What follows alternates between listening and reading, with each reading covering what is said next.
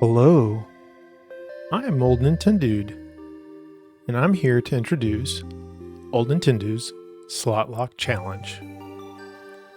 I've been watching YouTubers for a while now. I've gotten really into playing games, and the next game I want to play is Pokemon on my channel. But I want to introduce a new challenge. There are plenty of challenges out there, and there are plenty of great content creators taking up the mantle to take on those challenges. You have shiny challenges, you have Ironmon challenges, you have Nuzlocke challenge. I'm introducing today OldNinten Dude's SlotLocke challenge. In order to get familiar with it, I have loaded the instructions as well as the web application I've created for it on my Discord page. You can go to my Discord page and you just click on OND SlotLocke Challenge. And from there, you will see that I have the challenge in a PDF file that will give you instructions on how to play, as well as the HTML file that will help you create and randomize your SlotLocke Pokemon. So you'll go ahead and download both of those, and you'll open up first the PDF file. The PDF file gives you instructions on how to set up the SlotLocke challenge, and I'll go ahead and read it for you. The objective: become a well-rounded Pokemon trainer and win with randomly generated Pokemon, SlotLocke Pokemon, for the game you choose to play. How you set this up? Well, using OldNinten Dude's SlotLocke Pokemon generator, the player will take the following steps. First, you'll open up the SlotLocke generator file. It's an HTML file that you downloaded with this PDF file, and I tested it on Chrome. I don't know what other browsers it will work natively on. That is up to you. It is optimized to display on both desktop and smartphone. You'll see that the file has smartphone on it. That's because I made it generate for smartphone, but it will show up on desktop as well.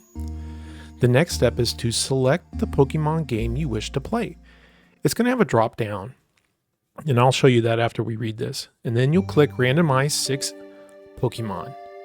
Now this is a very important step. The next step is to save as HTML. It does have an option, a button that will let you do that.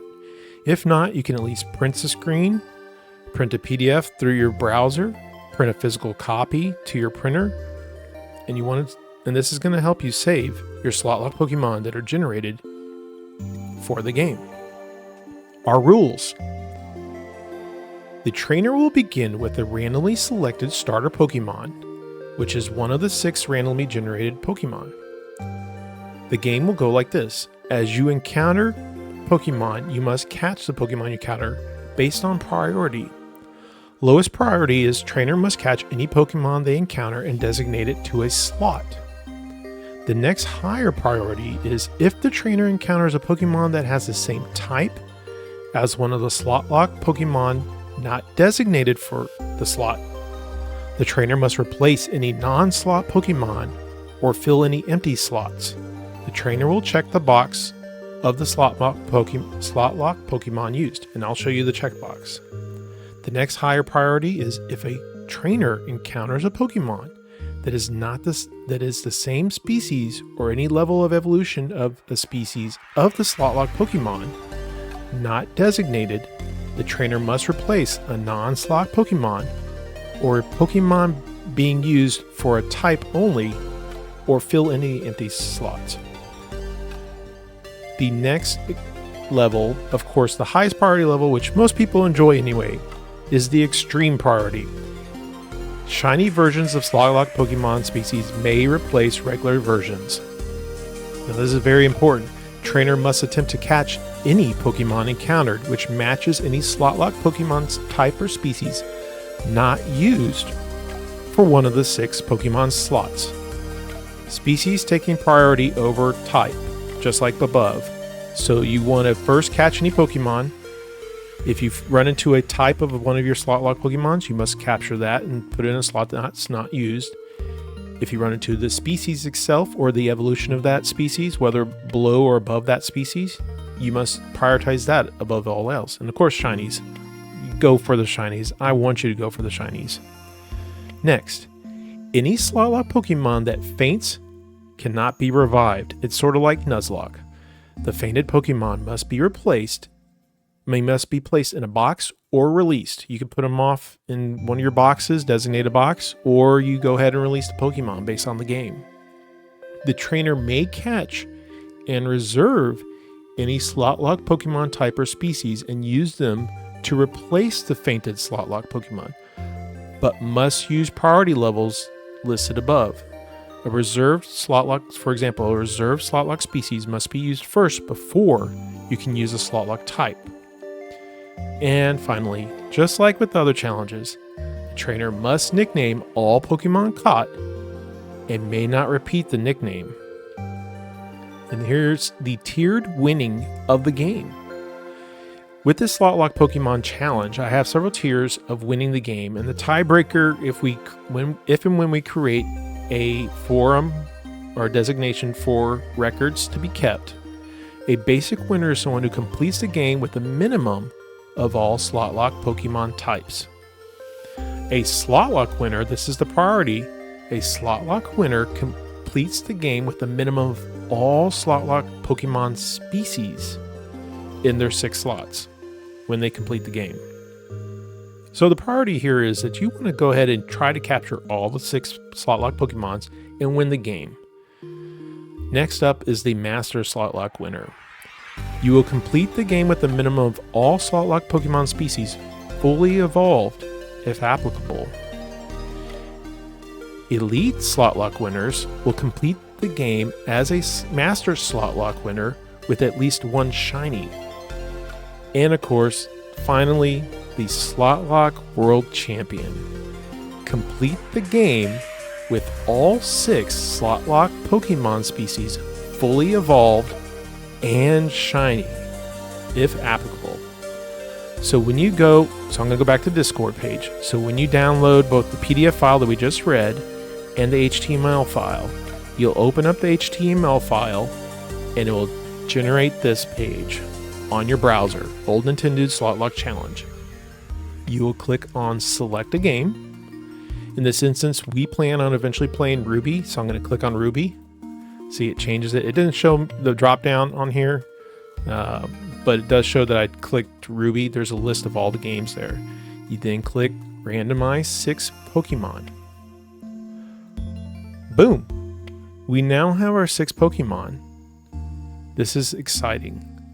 From here, we will click Save as HTML. And I'll go into my file that I want to save it at.